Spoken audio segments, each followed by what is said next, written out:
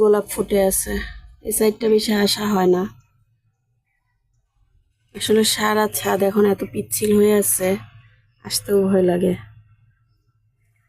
আর এগুলো যে মাথাগুলো ভেঙে দিছিলাম, যে আবার নতুন করে শাখা প্রশাখা বের হয়ে এখন কলি আবার বের হবে। যত ফুলের মাথাগুলো ভেঙে দেওয়া যাবে, ফুল শুকিয়ে গেলে তত এরকম নতুন নতুন কুশি বের হবে। এই যে আর যেটা বলছিলাম না, যে তারপরে কলি বের হবে, এই যে এটা বের হয়ে গেছে। এই যে কলি, বোঝা যাচ্ছে কিনা, ক্যামেরা আসতেছে কিনা বুঝতেছি না। এই যে কলিটা, এই যে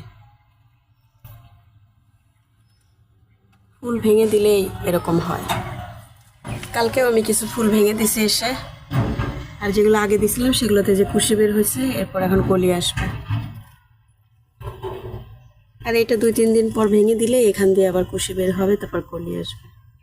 আর এই ফুলের গোলাপটার কালারটা আমার খুবই ভালো লাগে,